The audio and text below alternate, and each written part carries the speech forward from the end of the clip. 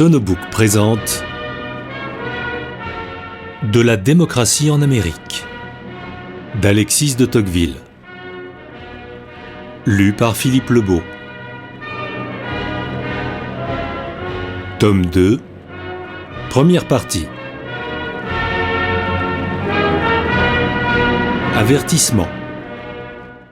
Les Américains ont un État social démocratique qui leur a naturellement suggéré de certaines lois et de certaines mœurs politiques. Ce même État social a de plus fait naître parmi eux une multitude de sentiments et d'opinions qui étaient inconnus dans les vieilles sociétés aristocratiques de l'Europe. Il a détruit ou modifié des rapports qui existaient jadis et en a établi de nouveaux. L'aspect de la société civile ne s'est pas trouvé moins changé que la physionomie du monde politique.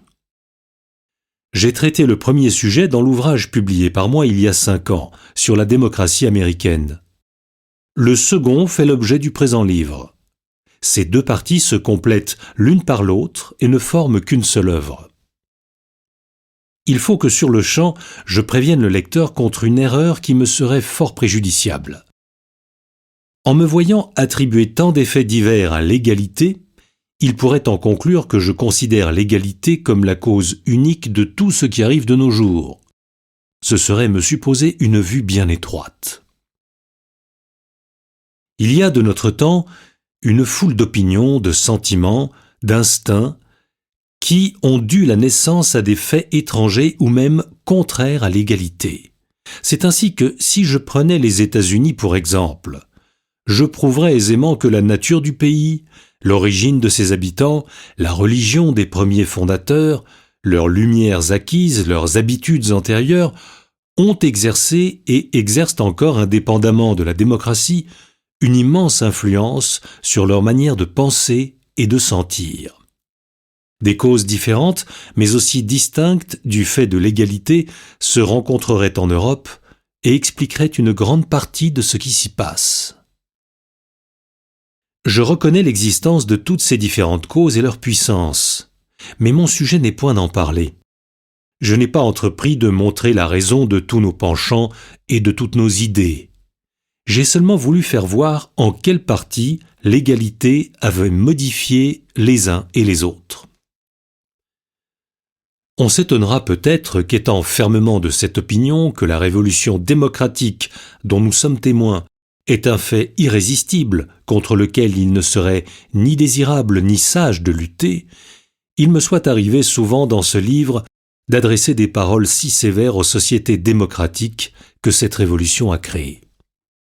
Je répondrai simplement que c'est parce que je n'étais point un adversaire de la démocratie que j'ai voulu être sincère envers elle.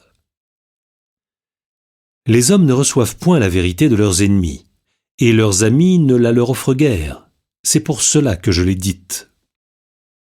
J'ai pensé que beaucoup se chargeraient d'annoncer les biens nouveaux que l'égalité promet aux hommes, mais que peu oseraient signaler de loin les périls dont elle les menace.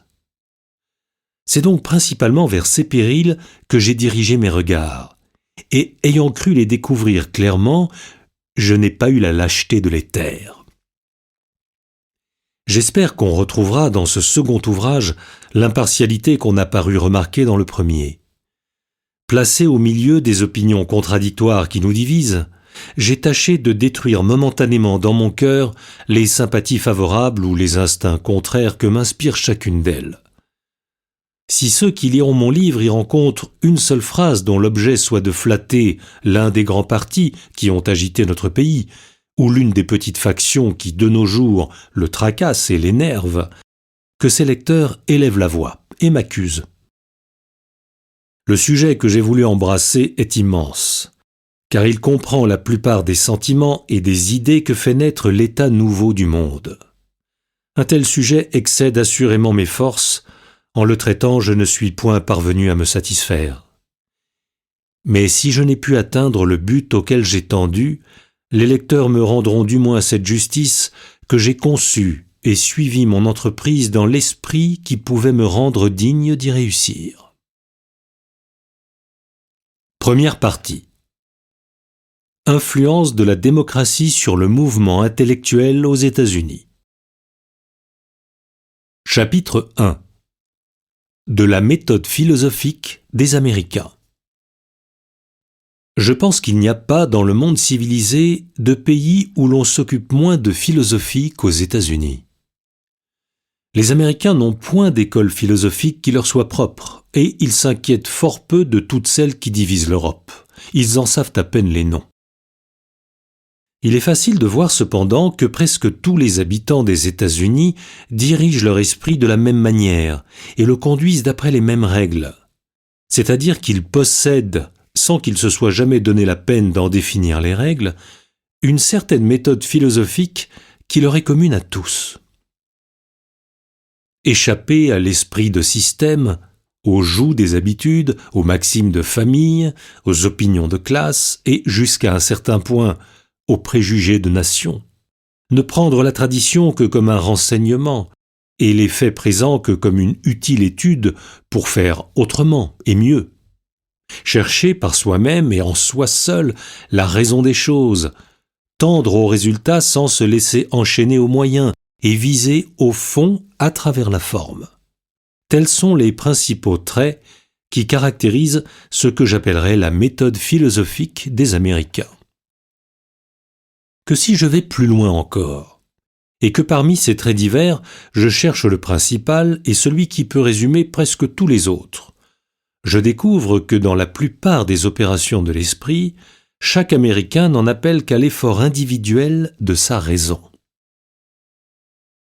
L'Amérique est donc l'un des pays du monde où l'on étudie le moins et où l'on suit le mieux les préceptes de Descartes.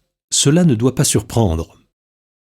Les Américains ne lisent point les ouvrages de Descartes parce que leur état social les détourne des études spéculatives, et ils suivent ces maximes parce que ce même état social dispose naturellement leur esprit à les adopter.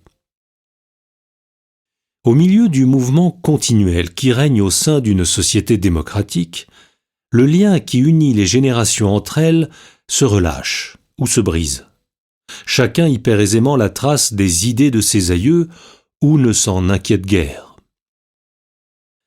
Les hommes qui vivent dans une semblable société ne sauraient non plus puiser leurs croyances dans les opinions de la classe à laquelle ils appartiennent, car il n'y a, pour ainsi dire, plus de classe, et celles qui existent encore sont composées d'éléments si mouvants que le corps ne saurait jamais y exercer un véritable pouvoir sur ses membres. Quant à l'action que peut avoir l'intelligence d'un homme sur celle d'un autre, elle est nécessairement fort restreinte dans un pays où les citoyens, devenus à peu près pareils, se voient tous de fort près, et n'apercevant dans aucun d'entre eux les signes d'une grandeur et d'une supériorité incontestable, sont sans cesse ramenés vers leur propre raison comme vers la source la plus visible et la plus proche de la vérité.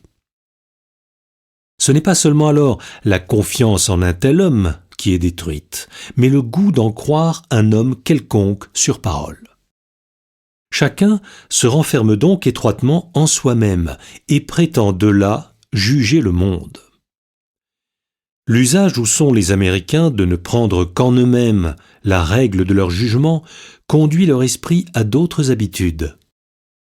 Comme ils voient qu'ils parviennent à résoudre sans aide toutes les petites difficultés que présente leur vie pratique, ils en concluent aisément que tout dans le monde est explicable et que rien n'y dépasse les bornes de l'intelligence.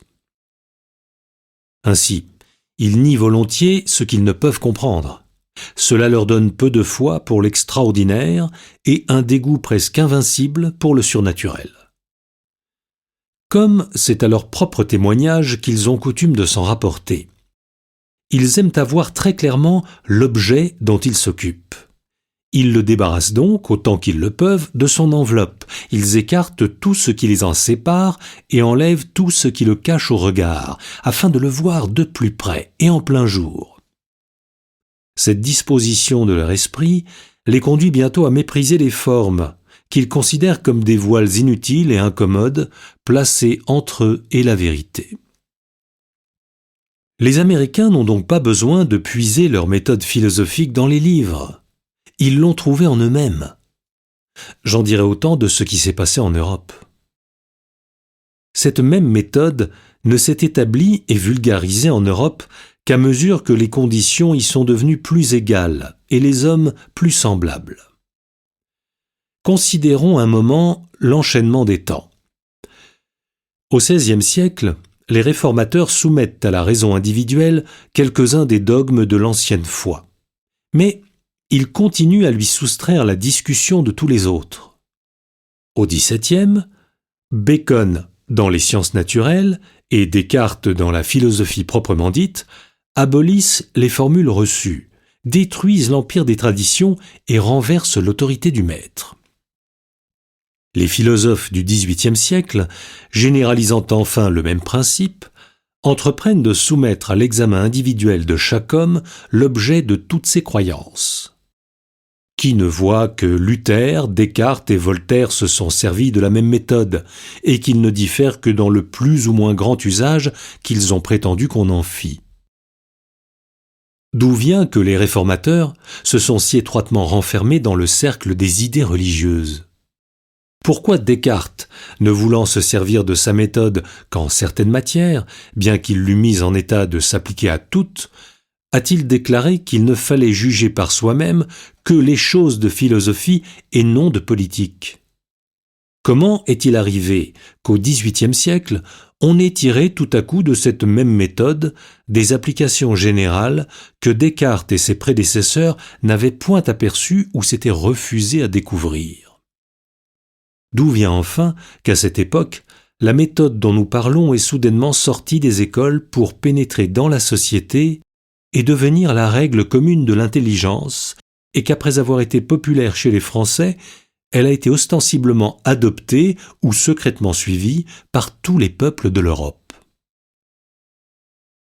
La méthode philosophique dont il est question a pu naître au XVIe siècle, se préciser et se généraliser au XVIIe, mais elle ne pouvait être communément adoptée dans aucun des deux. Les lois politiques, l'état social, les habitudes de l'esprit qui découlent de ces premières causes s'y opposaient. Elle a été découverte à une époque où les hommes commençaient à s'égaliser et à se ressembler. Elle ne pouvait être généralement suivie que dans des siècles où les conditions étaient enfin devenues à peu près pareilles et les hommes presque semblables. La méthode philosophique du XVIIIe siècle n'est donc pas seulement française, mais démocratique, ce qui explique pourquoi elle a été si facilement admise dans toute l'Europe, dont elle a tant contribué à changer la face. Ce n'est point parce que les Français ont changé leurs anciennes croyances et modifié leurs anciennes mœurs qu'ils ont bouleversé le monde. C'est parce que, les premiers, ils ont généralisé et mis en lumière une méthode philosophique à l'aide de laquelle on pouvait aisément attaquer toutes les choses anciennes et ouvrir la voie à toutes les nouvelles. Que si maintenant on me demande pourquoi, de nos jours, cette même méthode est plus rigoureusement suivie et plus souvent appliquée parmi les Français que chez les Américains, au sein desquels l'égalité est cependant aussi complète et plus ancienne, je répondrai que cela tient en partie à deux circonstances qu'il est d'abord nécessaire de faire comprendre. C'est la religion qui a donné naissance aux sociétés anglo-américaines. Il ne faut jamais l'oublier. Aux États-Unis, la religion se confond donc avec toutes les habitudes nationales et tous les sentiments que la patrie fait naître. Cela lui donne une force particulière. À cette raison puissante, ajoutez cette autre, qui ne l'est pas moins. En Amérique, la religion sait pour ainsi dire poser elle-même ses limites. L'ordre religieux y est resté entièrement distinct de l'ordre politique, de telle sorte qu'on a pu changer facilement les lois anciennes sans ébranler les anciennes croyances. Le christianisme a donc conservé un grand empire sur l'esprit des Américains, et ce que je veux surtout remarquer, il ne règne point seulement comme une philosophie qu'on adopte après examen, mais comme une religion qu'on croit sans la discuter. Aux États-Unis, les sectes chrétiennes varient à l'infini et se modifient sans cesse, mais le christianisme lui-même est un fait établi et irrésistible qu'on n'entreprend point d'attaquer ni de défendre. Les Américains, ayant admis sans examen les principaux dogmes de la religion chrétienne, sont obligés de recevoir de la même manière un grand nombre de vérités morales qui en découlent et qui y tiennent. Cela resserre dans des limites étroites l'action de l'analyse individuelle et lui soustrait plusieurs des plus importantes opinions humaines. L'autre circonstance dont j'ai parlé est celle-ci. Les Américains ont un État social et une constitution démocratique. Mais ils n'ont point eu de révolution démocratique. Ils sont arrivés à peu près tels que nous les voyons sur le sol qu'ils occupent. Cela est très considérable. Il n'y a pas de révolution qui ne remue les anciennes croyances, n'énerve l'autorité et n'obscurcisse les idées communes. Toute révolution a donc plus ou moins pour effet de livrer les hommes à eux-mêmes et d'ouvrir devant l'esprit de chacun d'eux un espace vide et presque sans bornes. Lorsque les conditions deviennent égales à la suite d'une lutte prolongée entre les différentes classes dont la vieille société était formée, l'envie, la haine et le mépris du voisin, l'orgueil et la confiance exagérée en soi-même envahissent pour ainsi dire le cœur humain et en font quelque temps leur domaine.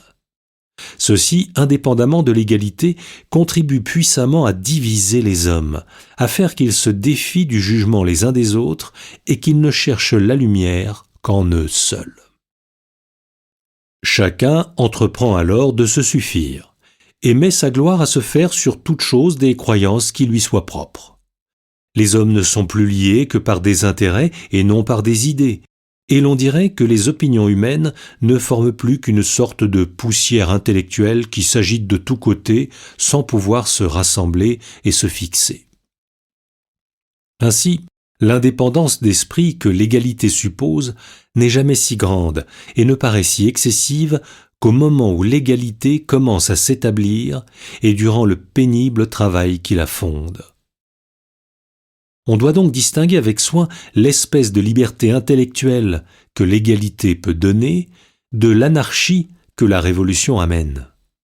Il faut considérer à part chacune de ces deux choses pour ne pas concevoir des espérances et des craintes exagérées de l'avenir. Je crois que les hommes qui vivront dans les sociétés nouvelles feront souvent usage de leurs raisons individuelles, mais je suis loin de croire qu'ils en fassent souvent abus. Cela tient à une cause plus généralement applicable à tous les pays démocratiques et qui, à la longue, doit y retenir dans des limites fixes et quelquefois étroites l'indépendance individuelle de la pensée. Je vais la dire dans le chapitre qui suit. Chapitre 2. De la source principale des croyances chez les peuples démocratiques. Les croyances dogmatiques sont plus ou moins nombreuses suivant les temps. Elles naissent de différentes manières et peuvent changer de forme et d'objet. Mais on ne saurait faire qu'il n'y ait pas de croyances dogmatiques, c'est-à-dire d'opinions que les hommes reçoivent de confiance et sans les discuter. Si chacun entreprenait lui-même de former toutes ses opinions et de poursuivre isolément la vérité dans des chemins frayés par lui seul, il n'est pas probable qu'un grand nombre d'hommes dût jamais se réunir dans aucune croyance commune. Or, il est facile de voir qu'il n'y a pas de société qui puisse prospérer sans croyances semblables, ou plutôt il n'y en a point qui subsistent ainsi. Car sans idée commune, il n'y a pas d'action commune. Et sans action commune, il existe encore des hommes, mais non un corps social. Pour qu'il y ait société, et à plus forte raison pour que cette société prospère, il faut donc que tous les esprits des citoyens soient toujours rassemblés et tenus ensemble par quelques idées principales. Et cela ne saurait être à moins que chacun d'eux ne vienne quelquefois puiser ses opinions à une même source et ne consente à recevoir un certain nombre de croyances toutes faites. Si je considère maintenant l'homme à part, je trouve que les croyances dogmatiques ne lui sont pas moins indispensables pour vivre seul que pour agir en commun avec ses semblables. Si l'homme était forcé de se prouver à lui-même toutes les vérités dont il se sert chaque jour, il n'en finirait point. Il s'épuiserait en démonstrations préliminaires sans avancer. Comme il n'a pas le temps, à cause du court espace de la vie, ni la faculté, à cause des bornes de son esprit, d'en agir ainsi. Il en est réduit à tenir pour assuré une foule de faits et d'opinions qu'il n'a eu ni le loisir ni le pouvoir d'examiner et de vérifier par lui-même, mais que de plus habiles ont trouvé ou que la foule adopte. C'est sur ce premier fondement qu'il élève lui-même l'édifice de ses propres pensées. Ce n'est pas sa volonté qui l'amène à procéder de cette manière, la loi inflexible de sa condition l'y contraint. Il n'y a pas de si grand philosophe dans le monde qui ne croit 1 million de choses sur la foi d'autrui et qui ne suppose beaucoup plus de vérité qu'il n'en établit. Ceci est non seulement nécessaire, mais désirable. Un homme qui entreprendrait d'examiner tout par lui-même ne pourrait accorder que peu de temps et d'attention à quelque chose. Ce travail tiendrait son esprit dans une agitation perpétuelle qui l'empêcherait de pénétrer profondément dans aucune vérité et de se fixer avec solidité dans aucune certitude. Son intelligence serait tout à la fois indépendante et débile. Il faut donc que parmi les objets divers des opinions humaines, il fasse un choix et qu'il adopte beaucoup de croyances sans les discuter, afin d'en mieux approfondir un petit nombre dont il s'est réservé l'examen. Il est vrai que tout homme qui reçoit une opinion sur la parole d'autrui met son esprit en esclavage. Mais c'est une servitude salutaire qui permet de faire un bon usage de la liberté. Il faut donc toujours, quoi qu'il arrive, que l'autorité se rencontre quelque part dans le monde intellectuel et moral. Sa place est variable, mais elle a nécessairement une place. L'indépendance individuelle peut être plus ou moins grande. Elle ne saurait être sans bornes. Ainsi, la question n'est pas de savoir s'il existe une autorité intellectuelle dans les siècles démocratiques, mais seulement où en est le dépôt et quelle en sera la mesure. J'ai montré dans le chapitre précédent comment l'égalité des conditions faisait concevoir aux hommes une sorte d'incrédulité instinctive pour le surnaturel et une idée très haute et souvent fort exagérée de la raison humaine. Les hommes qui vivent dans ces temps d'égalité sont donc difficilement conduits à placer l'autorité intellectuelle à laquelle ils se soumettent en dehors et au-dessus de l'humanité. C'est en eux-mêmes ou dans leurs semblables qu'ils cherchent d'ordinaire les sources de la vérité. Cela suffirait pour prouver qu'une religion nouvelle ne saurait s'établir dans ces siècles, et que toute tentative pour la faire naître ne serait pas seulement impie, mais ridicule et déraisonnable. On peut prévoir que les peuples démocratiques ne croiront pas aisément aux missions divines, qu'ils se riront volontiers des nouveaux prophètes et qu'ils voudront trouver dans les limites de l'humanité et non au-delà l'arbitre principal de leurs croyances. Lorsque les conditions sont inégales et les hommes dissemblables, il y a quelques individus très éclairés, très savants, très puissants par leur intelligence et une multitude très ignorante et fort bornée.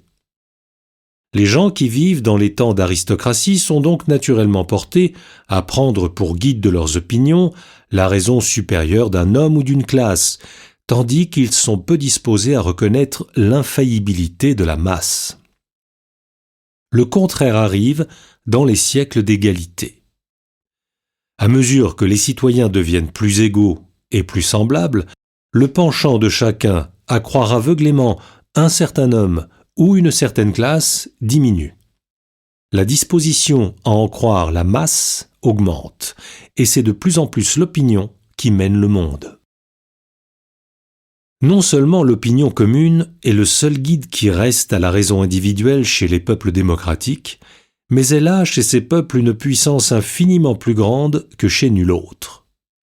Dans les temps d'égalité, les hommes n'ont aucune foi les uns dans les autres, à cause de leur similitude. Mais cette même similitude leur donne une confiance presque illimitée dans le jugement du public, car il ne leur paraît pas vraisemblable qu'ayant tous des lumières pareilles, la vérité ne se rencontre pas du côté du plus grand nombre.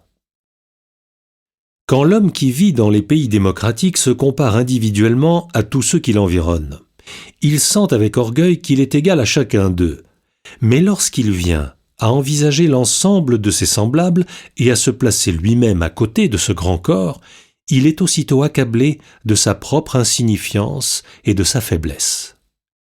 Cette même égalité, qui le rend indépendant de chacun de ses concitoyens en particulier, le livre isolé et sans défense à l'action du plus grand nombre. Le public a donc, chez les peuples démocratiques, une puissance singulière dont les nations aristocratiques ne pouvaient pas même concevoir l'idée. Il ne persuade pas ses croyances, il les impose et les fait pénétrer dans les âmes par une sorte de pression immense de l'esprit de tous sur l'intelligence de chacun. Aux États-Unis, la majorité se charge de fournir aux individus une foule d'opinions toutes faites et les soulage ainsi de l'obligation de s'en former qui leur soit propre. Il y a un grand nombre de théories en matière de philosophie, de morale ou de politique que chacun y adopte ainsi sans examen sur la foi du public. Et si l'on regarde de très près, on verra que la religion elle-même y règne bien moins comme doctrine révélée que comme opinion commune.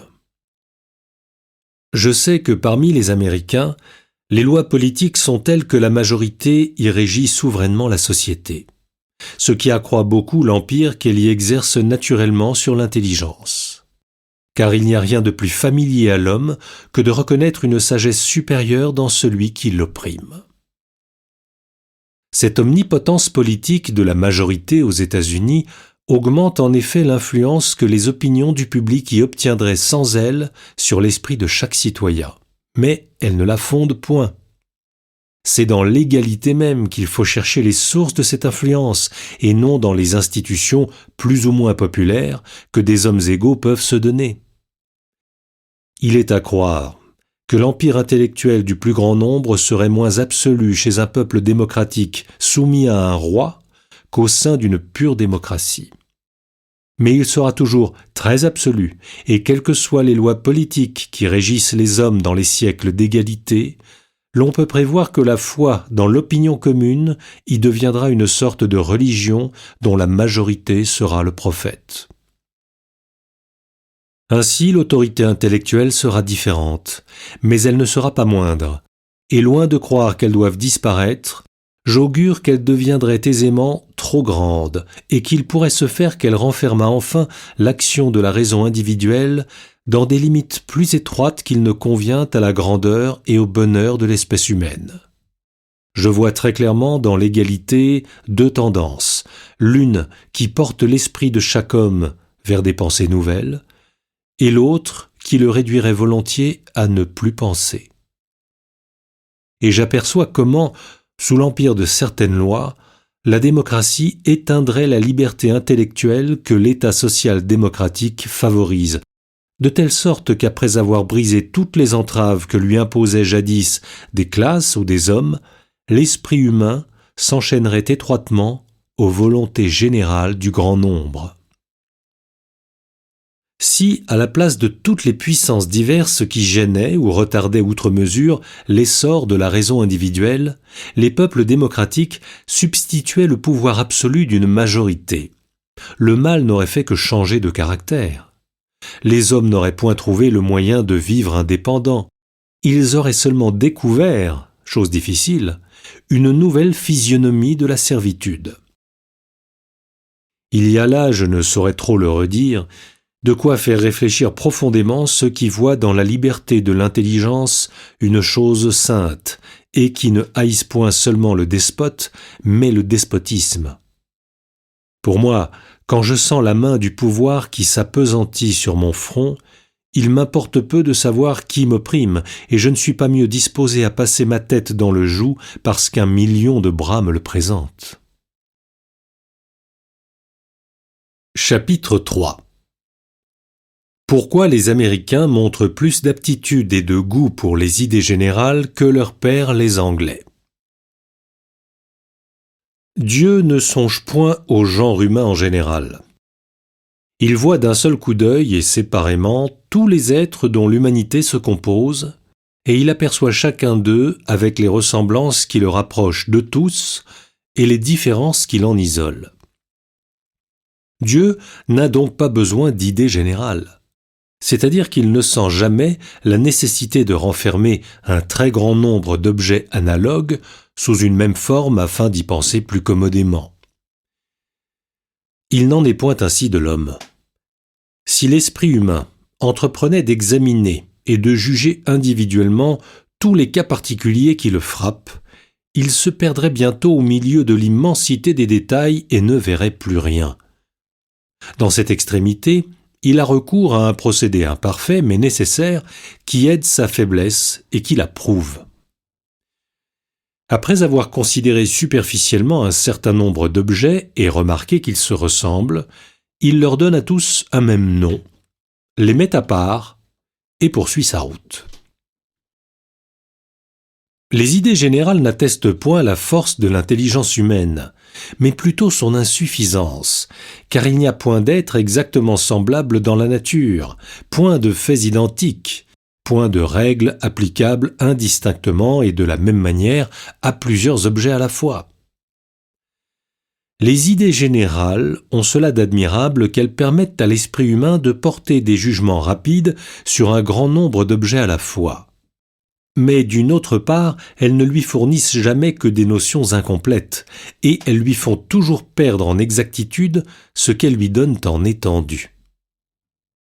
À mesure que les sociétés vieillissent, elles acquièrent la connaissance de faits nouveaux, et elles s'emparent chaque jour, presque à leur insu, de quelques vérités particulières. À mesure que l'homme saisit plus de vérités de cette espèce, il est naturellement amené à concevoir un plus grand nombre d'idées générales. On ne saurait voir séparément une multitude de faits particuliers sans découvrir enfin le lien commun qui les rassemble.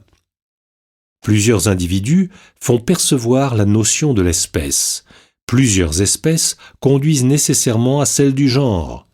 L'habitude et le goût des idées générales seront donc toujours d'autant plus grands chez un peuple que ses lumières y seront plus anciennes et plus nombreuses. Mais il y a d'autres raisons encore qui poussent les hommes à généraliser leurs idées ou les en éloignent. Les Américains font beaucoup plus souvent usage que les Anglais des idées générales et s'y complaisent bien davantage. Cela paraît fort singulier au premier abord si l'on considère que ces deux peuples ont une même origine, qu'ils ont vécu pendant des siècles sous les mêmes lois et qu'ils se communiquent encore sans cesse leurs opinions et leurs mœurs. Le contraste paraît beaucoup plus frappant encore lorsque l'on concentre ses regards sur notre Europe et que l'on compare entre eux les deux peuples les plus éclairés qui l'habitent.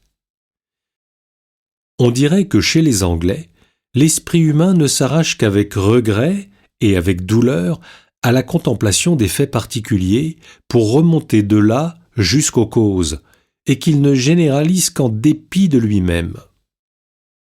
Il semble, au contraire, que parmi nous, le goût des idées générales soit devenu une passion si effrénée qu'il faille à tout propos la satisfaire. J'apprends chaque matin en me réveillant qu'on vient de découvrir une certaine loi générale et éternelle dont je n'avais jamais ouï parler jusque-là. Il n'y a pas de si médiocre écrivain auquel il suffise pour son coup d'essai de découvrir des vérités applicables à un grand royaume et qui ne reste mécontent de lui-même s'il n'a pu renfermer le genre humain dans le sujet de son discours. Une pareille dissemblance entre deux peuples très éclairés m'étonne. Si je reporte enfin mon esprit vers l'Angleterre et que je remarque ce qui se passe depuis un demi-siècle dans son sein, je crois pouvoir affirmer que le goût des idées générales s'y développe à mesure que l'ancienne constitution du pays s'affaiblit. L'état plus ou moins avancé des Lumières ne suffit donc point seul pour expliquer ce qui suggère à l'esprit humain l'amour des idées générales ou l'en détourne. Lorsque les conditions sont fort inégales et que les inégalités sont permanentes, les individus deviennent peu à peu si dissemblables qu'on dirait qu'il y a autant d'humanités distinctes qu'il y a de classes. On ne découvre jamais à la fois que l'une d'elles, et perdant de vue le lien général qui les rassemble toutes dans le vaste sein du genre humain, on n'envisage jamais que certains hommes, et non pas l'homme. Ceux qui vivent dans ces sociétés aristocratiques ne conçoivent donc jamais d'idées fort générales relativement à eux-mêmes, et cela suffit pour leur donner une défiance habituelle de ces idées et un dégoût instinctif pour elles. L'homme qui habite les pays démocratiques ne découvre au contraire près de lui que des êtres à peu près pareils. Il ne peut donc songer à une partie quelconque de l'espèce humaine que sa pensée ne s'agrandisse et ne se dilate jusqu'à embrasser l'ensemble. Toutes les vérités qui sont applicables à lui-même lui paraissent s'appliquer également et de la même manière à chacun de ses concitoyens et de ses semblables. Ayant contracté l'habitude des idées générales dans celle de ses études, dont il s'occupe le plus et qui l'intéresse davantage, il transporte cette même habitude dans toutes les autres. Et c'est ainsi que le besoin de découvrir en toute chose des règles communes, de renfermer un grand nombre d'objets sous une même forme et d'expliquer un ensemble de faits par une seule cause devient une passion ardente et souvent aveugle de l'esprit humain. Rien ne montre mieux la vérité de ce qui précède que les opinions de l'Antiquité relativement aux esclaves. Les génies les plus profonds et les plus vastes de Rome et de la Grèce n'ont jamais pu arriver à cette idée si générale mais en même temps si simple de la similitude des hommes et du droit égal que chacun d'eux apporte en naissant à la liberté. Et ils se sont évertués à prouver que l'esclavage était dans la nature et qu'il existerait toujours. Bien plus, tout indique que ceux des anciens qui ont été esclaves avant de devenir libres, et dont plusieurs nous ont laissé de beaux écrits, envisageaient eux-mêmes la servitude sous ce même jour. Tous les grands écrivains de l'Antiquité faisaient partie de l'aristocratie des maîtres, ou du moins ils voyaient cette aristocratie établie sans contestation sous leurs yeux. Leur esprit, après s'être étendu de plusieurs côtés, se trouva donc borné de celui-là, et il fallut que Jésus-Christ vînt sur la terre pour faire comprendre que tous les membres de l'espèce humaine étaient naturellement semblables et égaux. Dans les siècles d'égalité, tous les hommes sont indépendants les uns des autres, isolés et faibles. On n'en voit point dont la volonté dirige d'une façon permanente les mouvements de la foule. Dans ces temps, l'humanité semble toujours marcher d'elle-même. Pour expliquer ce qui se passe dans le monde, on en est donc réduit à rechercher quelques grandes causes qui, agissant de la même manière sur chacun de nos semblables, les portent ainsi à suivre tous volontairement une même route. Cela conduit encore naturellement l'esprit humain à concevoir des idées générales et l'amène à en contracter le goût. J'ai montré précédemment comment l'égalité des conditions portait chacun à rechercher la vérité par soi-même. Il est facile de voir qu'une pareille méthode doit insensiblement faire tendre l'esprit humain vers les idées générales. Lorsque je répudie les traditions de classe, de profession et de famille, que j'échappe à l'empire de l'exemple pour chercher, par le seul effort de ma raison, la voie à suivre, je suis enclin à puiser les motifs de mes opinions dans la nature même de l'homme, ce qui me conduit nécessairement et presque à mon insu vers un grand nombre de notions très générales.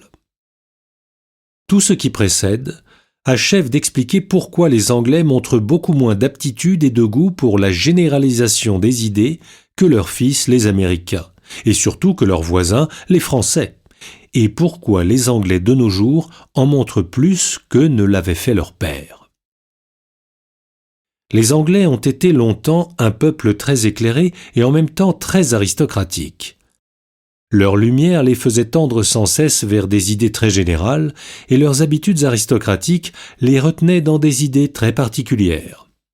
De là cette philosophie tout à la fois audacieuse et timide, large et étroite, qui a dominé jusqu'ici en Angleterre et qui y tient encore tant d'esprits resserrés et immobiles. Indépendamment des causes que j'ai montrées plus haut, on en rencontre d'autres encore moins apparentes, mais non moins efficaces, qui produisent chez presque tous les peuples démocratiques le goût et souvent la passion des idées générales. Il faut bien distinguer entre ces sortes d'idées. Il y en a qui sont le produit d'un travail lent, détaillé, consciencieux, de l'intelligence, et celles-là élargissent la sphère des connaissances humaines.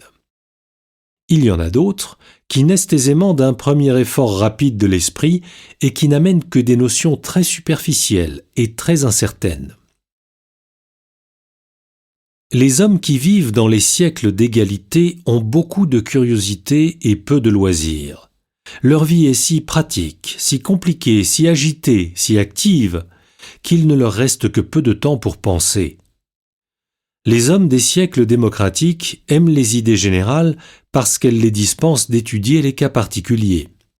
Elles contiennent, si je puis m'exprimer ainsi, beaucoup de choses sous un petit volume et donnent en peu de temps un grand produit. Lors donc qu'après un examen inattentif et court, ils croient apercevoir entre certains objets un rapport commun, ils ne poussent pas plus loin leurs recherches et sans examiner dans le détail comment ces divers objets se ressemblent ou diffèrent, ils se hâtent de les ranger tous sous la même formule afin de passer outre. L'un des caractères distinctifs des siècles démocratiques, c'est le goût qui éprouve tous les hommes pour les succès faciles et les jouissances présentes. Ceci se retrouve dans les carrières intellectuelles comme dans toutes les autres. La plupart de ceux qui vivent dans les temps d'égalité sont pleins d'une ambition tout à la fois vive et molle. Ils veulent obtenir sur le champ de grands succès, mais ils désireraient se dispenser de grands efforts.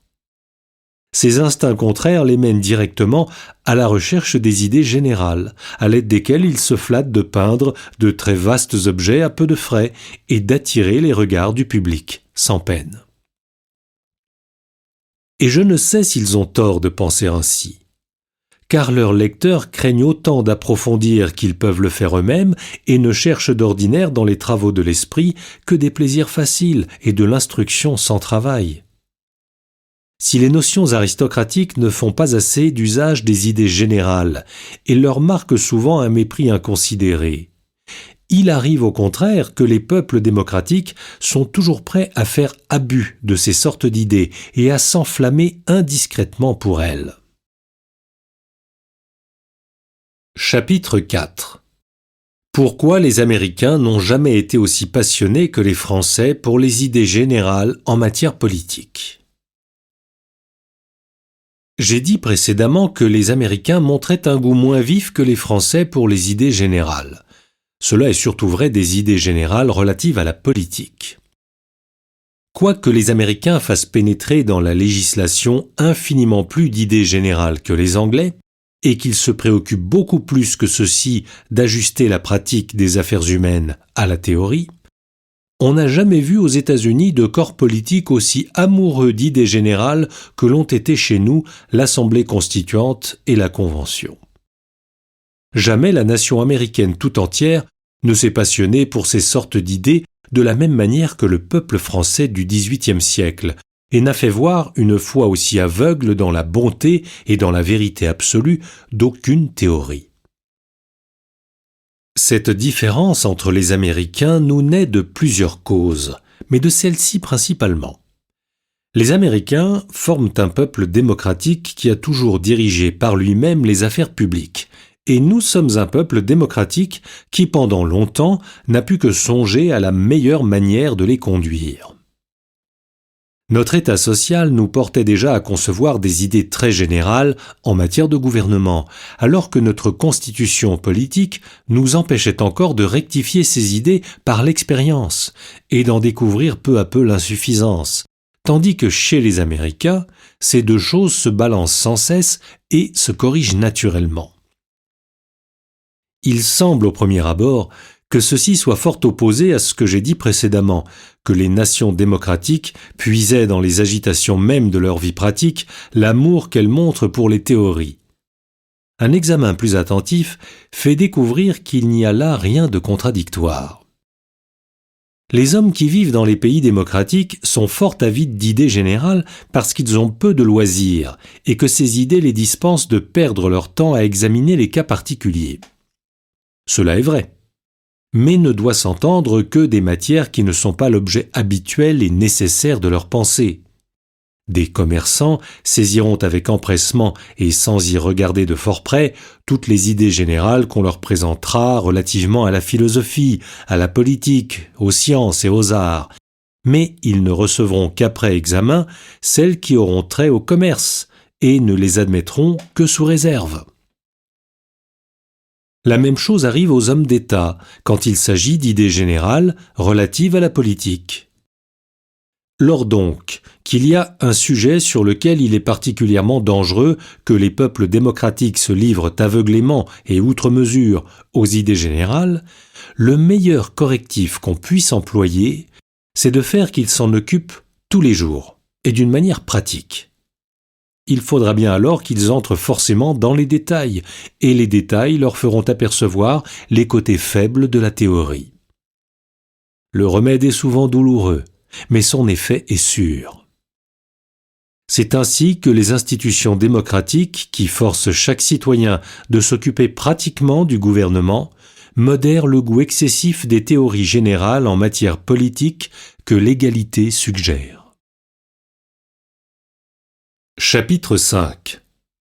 Comment, aux États-Unis, la religion sait se servir des instincts démocratiques.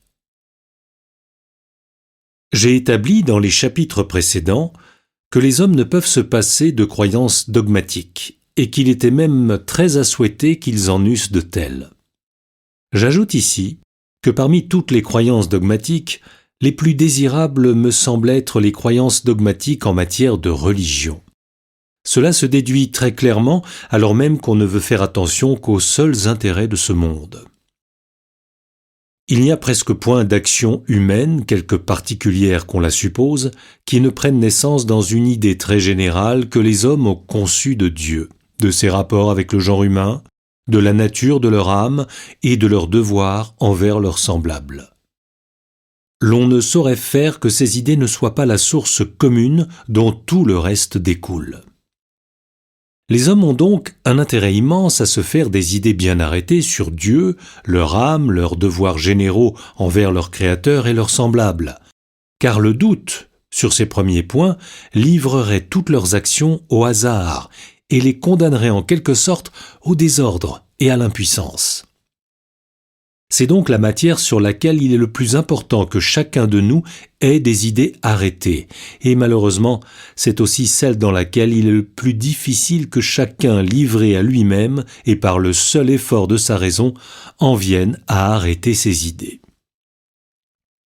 Il n'y a que des esprits très affranchis des préoccupations ordinaires de la vie, très pénétrants, très déliés, très exercés, qui, à l'aide de beaucoup de temps et de soins, puissent percer jusqu'à ces vérités si nécessaires. Encore voyons-nous que ces philosophes eux-mêmes sont presque toujours environnés d'incertitudes, qu'à chaque pas, la lumière naturelle qui les éclaire s'obscurcit et menace de s'éteindre, et que malgré tous leurs efforts, ils n'ont encore pu découvrir qu'un petit nombre de notions contradictoires, au milieu desquelles l'esprit humain flotte sans cesse depuis des milliers d'années, sans pouvoir saisir fermement la vérité, ni même trouver de nouvelles erreurs. De pareilles études sont fort au-dessus de la capacité moyenne des hommes, et quand même la plupart des hommes seraient capables de s'y livrer, il est évident qu'ils n'en auraient pas le loisir. Des idées arrêtées sur Dieu et la nature humaine sont indispensables à la pratique journalière de leur vie, et cette pratique les empêche de pouvoir les acquérir. Cela me paraît unique. Parmi les sciences, il en est qui, utiles à la foule, sont à sa portée. D'autres ne sont abordables qu'à peu de personnes et ne sont point cultivées par la majorité qui n'a besoin que de leurs applications les plus éloignées. Mais la pratique journalière de celle-ci est indispensable à tous, bien que son étude soit inaccessible au plus grand nombre. Les idées générales relatives à Dieu et à la nature humaine sont donc parmi toutes les idées celles qui convient le mieux de soustraire à l'action habituelle de la raison individuelle, et pour laquelle il y a le plus à gagner et le moins à perdre en reconnaissant une autorité. Le premier objet, et l'un des principaux avantages des religions, est de fournir sur chacune de ces questions primordiales une solution nette, précise, intelligible pour la foule et très durable. Il y a des religions très fausses et très absurdes. Cependant, l'on peut dire que toute religion qui reste dans le cercle que je viens d'indiquer et qui ne prétend pas en sortir, ainsi que plusieurs l'ont tenté, pour aller arrêter de tous côtés le libre essor de l'esprit humain, impose un joug salutaire à l'intelligence. Et il faut reconnaître que si elle ne sauve point les hommes dans l'autre monde, elle est du moins très utile à leur bonheur et à leur grandeur dans celui-ci. Cela est surtout vrai des hommes qui vivent dans les pays libres. Quand la religion est détruite chez un peuple, le doute s'empare des portions les plus hautes de l'intelligence et il paralyse à moitié toutes les autres. Chacun s'habitue à n'avoir que des notions confuses et changeantes sur les matières qui intéressent le plus ses semblables et lui-même. On défend mal ses opinions ou on les abandonne. Et comme on désespère de pouvoir à soi seul résoudre les plus grands problèmes que la destinée humaine présente, on se réduit lâchement à n'y point songer. Un tel état ne peut manquer d'énerver les âmes. Il détend les ressorts de la volonté et il prépare les citoyens à la servitude. Non seulement il arrive alors que ceux-ci laissent prendre leur liberté, mais souvent, ils la livrent. Lorsqu'il n'existe plus d'autorité en matière de religion, non plus qu'en matière politique, les hommes s'effrayent bientôt à l'aspect de cette indépendance sans limite. Cette perpétuelle agitation de toutes choses les inquiète et les fatigue. Comme tout remue dans le monde des intelligences, ils veulent du moins que tout soit ferme et stable dans l'ordre matériel, et ne pouvant plus reprendre leurs anciennes croyances, ils se donnent un maître. Pour moi, je doute que l'homme puisse jamais supporter à la fois une complète indépendance religieuse et une entière liberté politique. Et je suis porté à penser que s'il n'a pas de foi, il faut qu'il serve, et s'il est libre, qu'il croit. Je ne sais cependant si cette grande utilité des religions n'est pas plus visible encore chez les peuples où les conditions sont égales que chez tous les autres. Il faut reconnaître que l'égalité, qui introduit de grands biens dans le monde, suggère cependant aux hommes, ainsi qu'il sera montré ci-après, des instincts fort dangereux. Elle tend à les isoler les uns des autres, pour porter chacun d'eux à ne s'occuper que de lui seul. Elle ouvre démesurément leur âme à l'amour des jouissances matérielles. Le plus grand avantage des religions est d'inspirer des instincts tout contraires. Il n'y a point de religion qui ne place l'objet des désirs de l'homme au-delà et au-dessus des biens de la terre et qui n'élève naturellement son âme vers des régions fort supérieures à celles des sens. Il n'y en a point non plus qui n'impose à chacun des devoirs quelconques envers l'espèce humaine, ou en commun avec elle, et qui ne la tire ainsi, de temps à autre, de la contemplation de lui-même. Ceci se rencontre dans les religions les plus fausses et les plus dangereuses. Les peuples religieux sont donc naturellement fort précisément à l'endroit où les peuples démocratiques sont faibles, ce qui fait bien voir de quelle importance il est que les hommes gardent leur religion en devenant égaux.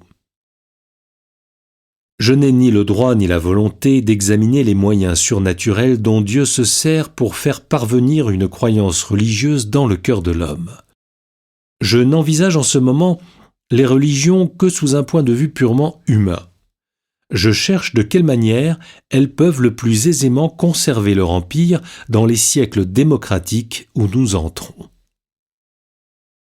J'ai fait voir comment, dans les temps de lumière et d'égalité, l'esprit humain ne consentait qu'avec peine à recevoir des croyances dogmatiques, et n'en ressentait vivement le besoin qu'en fait de religion. Ceci indique d'abord que dans ces siècles-là, les religions doivent se tenir plus discrètement qu'en tous les autres dans les bornes qui leur sont propres, et ne point chercher à en sortir. Car en voulant étendre leur pouvoir plus loin que les matières religieuses, elles risquent de n'être plus crues en aucune matière. Elles doivent donc tracer avec soin le cercle dans lequel elles prétendent arrêter l'esprit humain et au-delà, le laisser entièrement libre de l'abandonner à lui-même. Mahomet a fait descendre du ciel et a placé dans le Coran non seulement des doctrines religieuses, mais des maximes politiques, des lois civiles et criminelles, des théories scientifiques. L'Évangile ne parle au contraire que des rapports généraux des hommes avec Dieu et entre eux. Hors de là, il n'enseigne rien et n'oblige à rien croire. Cela seul, entre mille autres raisons, suffit pour montrer que la première de ces deux religions ne saurait dominer longtemps dans des temps de lumière et de démocratie, tandis que la seconde est destinée à régner dans ces siècles comme dans tous les autres. Si je continue plus avant cette même recherche, je trouve que pour que les religions puissent humainement parlant se maintenir dans les siècles démocratiques, il ne faut pas seulement qu'elles se renferment avec soin dans le cercle des matières religieuses, leur pouvoir dépend encore beaucoup de la nature des croyances qu'elles professent, des formes extérieures qu'elles adoptent et des obligations qu'elles imposent. Ce que j'ai dit précédemment, que l'égalité porte les hommes à des idées très générales et très vastes, doit principalement s'entendre en matière de religion. Des hommes semblables et égaux conçoivent aisément la notion d'un Dieu unique, imposant à chacun d'eux les mêmes règles et leur accordant le bonheur futur au même prix.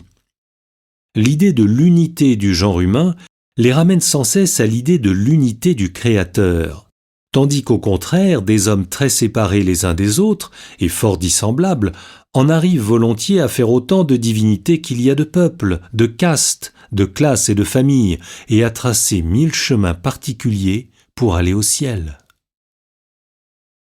L'on ne peut disconvenir que le christianisme lui-même n'ait en quelque façon subi cette influence qu'exerce l'état social et politique sur les croyances religieuses. Au moment où la religion chrétienne apparut sur la terre, la Providence, qui sans doute préparait le monde pour sa venue, avait réuni une grande partie de l'espèce humaine, comme un immense troupeau, sous le sceptre des Césars. Les hommes qui composaient cette multitude différaient beaucoup les uns des autres, mais ils avaient cependant ce point commun qu'ils obéissaient tous aux mêmes lois. Et chacun d'eux était si faible et si petit par rapport à la grandeur du prince qu'ils paraissaient tous égaux quand on venait à les comparer à lui.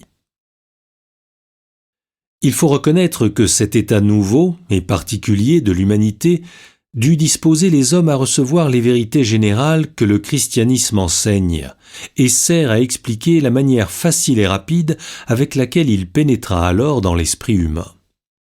La contre-épreuve se fit après la destruction de l'Empire. Le monde romain s'étant alors brisé, pour ainsi dire en 1000 éclats, chaque nation en revint à son individualité première. Bientôt, dans l'intérieur de ces nations, les rangs se graduèrent à l'infini. Les races se marquèrent, les castes partagèrent chaque nation en plusieurs peuples. Au milieu de cet effort commun qui semblait porter les sociétés humaines à se subdiviser elles-mêmes en autant de fragments qu'il était possible de le concevoir, le christianisme ne perdit point de vue les principales idées générales qu'il avait mises en lumière. Mais il parut néanmoins se prêter, autant qu'il était en lui, aux tendances nouvelles que le fractionnement de l'espèce humaine faisait naître. Les hommes continuèrent de n'adorer qu'un seul Dieu créateur et conservateur de toutes choses, mais chaque peuple, chaque cité et, pour ainsi dire, chaque homme, crut pouvoir obtenir quelques privilèges à part et se créer des protecteurs particuliers auprès du souverain maître. Ne pouvant diviser la divinité, l'on multiplia du moins et l'on grandit outre mesure ses agents. L'hommage dû aux anges et aux saints devint pour la plupart des chrétiens un culte presque idolâtre, et l'on put craindre un moment que la religion chrétienne ne rétrogradât vers les religions qu'elles avaient vaincues. Il me paraît évident que plus les barrières qui séparaient les nations dans le sein de l'humanité et les citoyens dans l'intérieur de chaque peuple tendent à disparaître, plus l'esprit humain se dirige comme de lui-même vers l'idée d'un être unique et tout-puissant, dispensant également et de la même manière les mêmes lois à chaque homme. C'est donc particulièrement dans ces siècles de démocratie qu'il importe de ne pas laisser confondre l'hommage rendu aux agents secondaires avec le culte qui n'est dû qu'au Créateur. Une autre vérité me paraît fort claire. C'est que les religions doivent moins se charger de pratiques extérieures dans les temps démocratiques que dans tous les autres. J'ai fait voir à propos de la méthode philosophique des Américains que rien ne révolte plus l'esprit humain dans les temps d'égalité que l'idée de se soumettre à des formes. Les hommes qui vivent dans ces temps supportent impatiemment les figures. Les symboles leur paraissent des artifices puérils dont on se sert pour voiler ou parer à leurs yeux des vérités qu'il serait plus naturel de leur montrer toutes nues et au grand jour. Ils restent froids à l'aspect des cérémonies et ils sont naturellement portés à n'attacher qu'une importance secondaire aux détails du culte. Ceux qui sont chargés de régler la forme extérieure des religions dans les siècles démocratiques doivent bien faire attention à ces instincts naturels de l'intelligence humaine pour ne point lutter sans nécessité contre eux. Je crois fermement à la nécessité des formes. Je sais qu'elles fixent l'esprit humain dans la contemplation des vérités abstraites et, l'aidant à les saisir fortement, les lui font embrasser avec ardeur. Je n'imagine point qu'il soit possible de maintenir une religion sans pratiques extérieures. Mais d'une autre part, je pense que dans les siècles où nous entrons, il serait particulièrement dangereux de les multiplier outre mesure.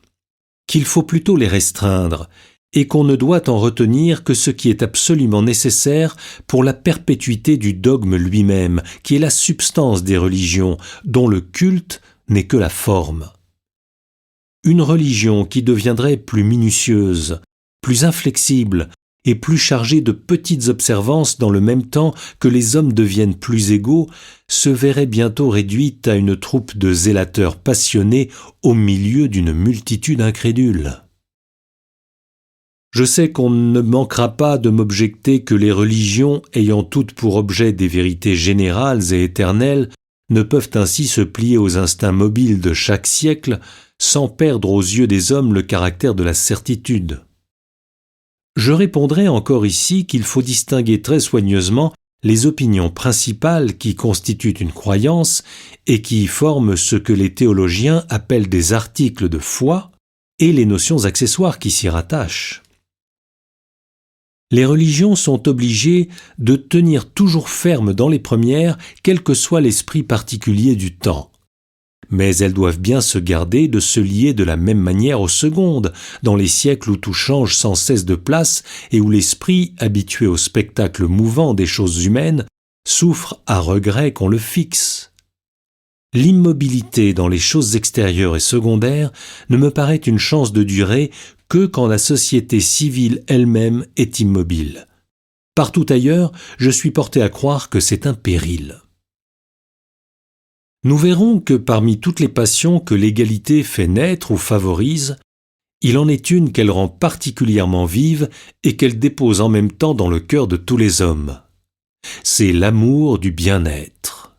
Le goût du bien-être forme comme le trait saillant et indélébile des âges démocratiques. Il est permis de croire qu'une religion qui entreprendrait de détruire cette passion mère serait à la fin détruite par elle. Si elle voulait arracher entièrement les hommes à la contemplation des biens de ce monde pour les livrer uniquement à la pensée de ceux de l'autre, on peut prévoir que les âmes s'échapperaient enfin d'entre ses mains pour aller se plonger, loin d'elle, dans les seules jouissances matérielles et présentes. La principale affaire des religions est de purifier, de régler et de restreindre le goût trop ardent et trop exclusif du bien-être que ressentent les hommes dans les temps d'égalité. Mais je crois qu'elles auraient tort d'essayer de le dompter entièrement et de le détruire. Elles ne réussiront point à détourner les hommes de l'amour des richesses, mais elles peuvent encore leur persuader de ne s'enrichir que par des moyens honnêtes. Ceci m'amène à une dernière considération qui comprend en quelque façon toutes les autres. À mesure que les hommes deviennent plus semblables et plus égaux, il importe davantage que les religions, tout en se mettant soigneusement à l'écart du mouvement journalier des affaires, ne heurte point sans nécessité les idées généralement admises et les intérêts permanents qui règnent dans la masse. Car l'opinion commune apparaît de plus en plus comme la première et la plus irrésistible des puissances. Il n'y a pas en dehors d'elle d'appui si fort qui permette de résister longtemps à ses coups. Cela n'est pas moins vrai chez un peuple démocratique soumis à un despote que dans une république. Dans les siècles d'égalité, les rois font souvent obéir, mais c'est toujours la majorité qui fait croire. C'est donc à la majorité qu'il faut complaire dans tout ce qui n'est pas contraire à la foi. J'ai montré dans mon premier ouvrage comment les prêtres américains s'écartaient des affaires publiques. Ceci est l'exemple le plus éclatant, mais non le seul exemple, de leur retenue. En Amérique, la religion est un monde à part où le prêtre règne, mais dont il a soin de ne jamais sortir. Dans ses limites, il conduit l'intelligence, au dehors, il livre les hommes à eux-mêmes et les abandonne à l'indépendance et à l'instabilité qui sont propres à leur nature et au temps. Je n'ai point vu de pays où le christianisme s'enveloppa moins de formes, de pratiques et de figures qu'aux États-Unis, et présenta des idées plus nettes, plus simples et plus générales à l'esprit humain. Bien que les chrétiens d'Amérique soient divisés en une multitude de sectes, ils aperçoivent tous leur religion sous ce même jour. Ceci s'applique au catholicisme aussi bien qu'aux autres croyances. Il n'y a pas de prêtre catholique qui montre moins de goût pour les petites observances individuelles, les méthodes extraordinaires et particulières de faire son salut, ni qui s'attache plus à l'esprit de la loi et moins à sa lettre que les prêtres catholiques des États-Unis. Nulle part on n'enseigne plus clairement, et l'on ne suit davantage, cette doctrine de l'Église qui défend de rendre aux saints le culte qui n'est réservé qu'à Dieu. Cependant, les catholiques d'Amérique sont très soumis et très sincères. Une autre remarque est applicable au clergé de toutes les communions. Les prêtres américains n'essayent point d'attirer et de fixer tous les regards de l'homme vers la vie future. Ils abandonnent volontiers une partie de son cœur aux soins du présent. Ils semblent considérer les biens du monde comme des objets importants quoique secondaires. S'ils ne s'associent pas eux-mêmes à l'industrie, ils s'intéressent du moins à ses progrès et y applaudissent, et tout en montrant sans cesse aux fidèles l'autre monde comme le grand objet de ses craintes et de ses espérances, ils ne lui défendent point de rechercher honnêtement le bien-être dans celui-ci. Loin de faire voir comment ces deux choses sont divisées et contraires, ils s'attachent plutôt à trouver par quel endroit elles se touchent et se lient. Tous les prêtres américains connaissent l'empire intellectuel que la majorité exerce et le respectent. Ils ne soutiennent jamais contre elle que des luttes nécessaires. Ils ne se mêlent point aux querelles des partis, mais ils adoptent volontiers les opinions générales de leur pays et de leur temps, et ils se laissent aller sans résistance dans le courant de sentiments et d'idées qui entraînent autour d'eux toutes choses. Ils s'efforcent de corriger leurs contemporains, mais ils ne s'en séparent point. L'opinion publique ne leur est donc jamais ennemie. Elle les soutient plutôt et les protège, et leurs croyances règnent à la fois et par leurs forces qui lui sont propres et par celles de la majorité qu'ils empruntent. C'est ainsi qu'en respectant tous les instincts démocratiques qui ne lui sont pas contraires, et en s'aidant de plusieurs d'entre eux, la religion parvient à lutter avec avantage contre l'esprit d'indépendance individuelle qui est le plus dangereux de tous pour elle. Chapitre 6. Du progrès du catholicisme aux États-Unis. L'Amérique est la contrée la plus démocratique de la Terre, et c'est en même temps le pays où, suivant des rapports dignes de foi, la religion catholique fait le plus de progrès. Cela surprend au premier abord. Il faut bien distinguer deux choses. L'égalité dispose les hommes à vouloir juger par eux-mêmes, mais d'un autre côté, elle leur donne le goût et l'idée d'un pouvoir social unique, simple et le même pour tous.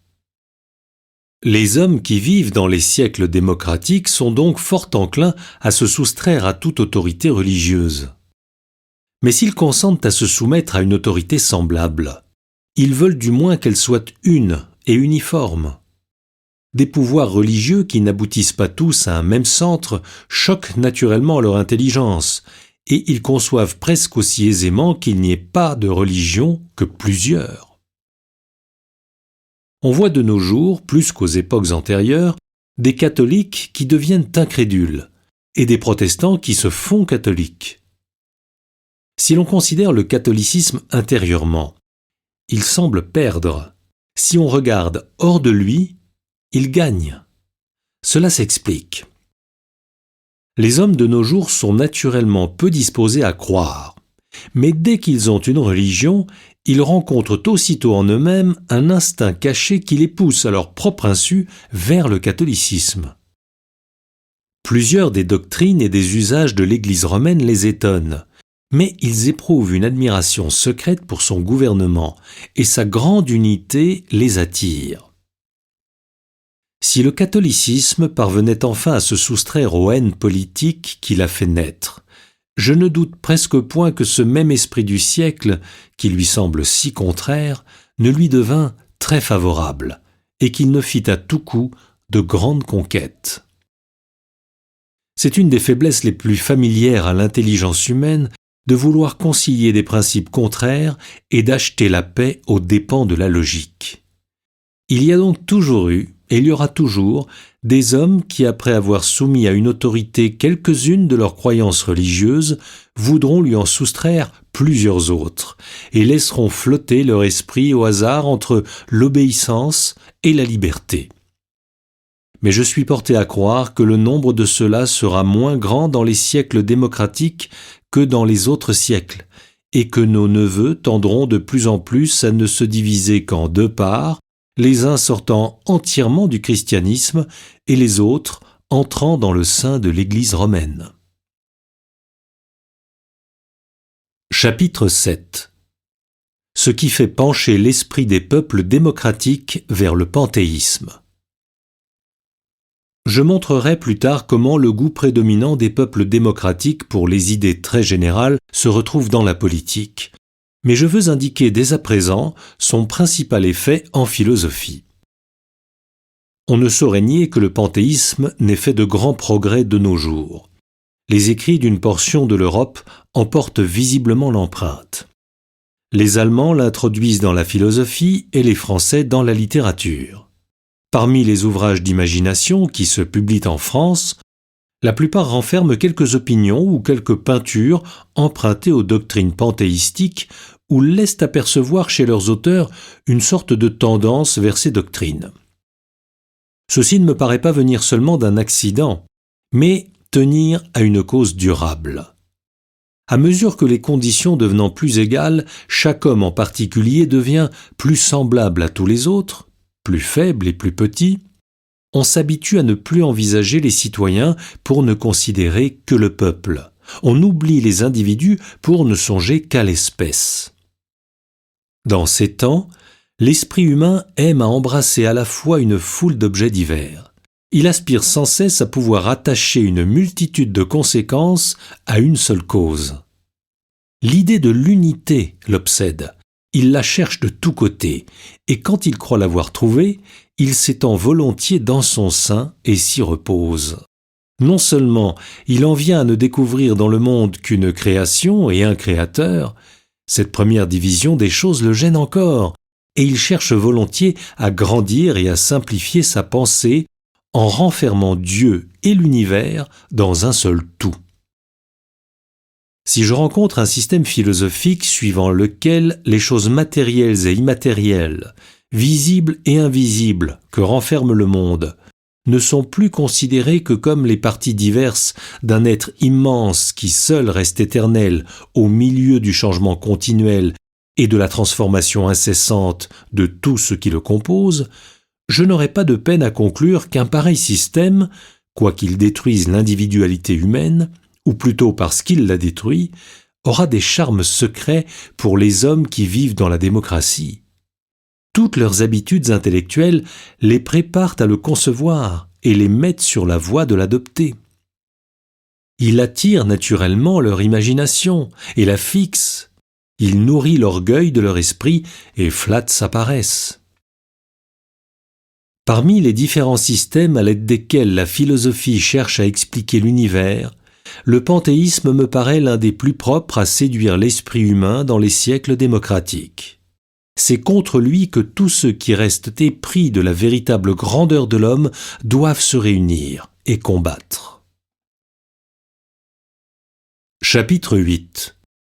Comment l'égalité suggère aux Américains l'idée de la perfectibilité indéfinie de l'homme. L'égalité suggère à l'esprit humain plusieurs idées qui ne lui seraient pas venues sans elle, et elle modifie presque toutes celles qu'il avait déjà. Je prends pour exemple l'idée de la perfectibilité humaine, parce qu'elle est une des principales que puisse concevoir l'intelligence, et qu'elle constitue à elle seule une grande théorie philosophique dont les conséquences se font voir à chaque instant dans la pratique des affaires. Bien que l'homme ressemble sur plusieurs points aux animaux, un trait n'est particulier qu'à lui seul. Il se perfectionne, et eux ne se perfectionnent point. L'espèce humaine n'a pu manquer de découvrir dès l'origine cette différence. L'idée de la perfectibilité est donc aussi ancienne que le monde. L'égalité ne l'a point fait naître, mais elle lui donne un caractère nouveau. Quand les citoyens sont classés suivant le rang, la profession, la naissance, et que tous sont contraints de suivre la voie à l'entrée de laquelle le hasard les a placés, chacun croit apercevoir près de soi les dernières bornes de la puissance humaine, et nul ne cherche plus à lutter contre une destinée inévitable.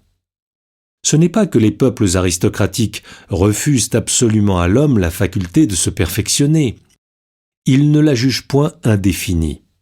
Ils conçoivent l'amélioration, non le changement. Et ils imaginent la condition des sociétés à venir meilleure, mais non point autre.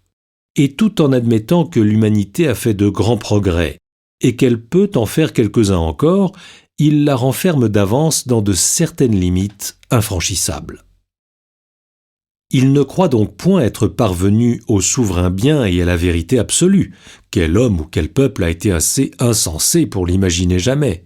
Mais ils aiment à se persuader qu'ils ont atteint à peu près le degré de grandeur et de savoir que comporte notre nature imparfaite.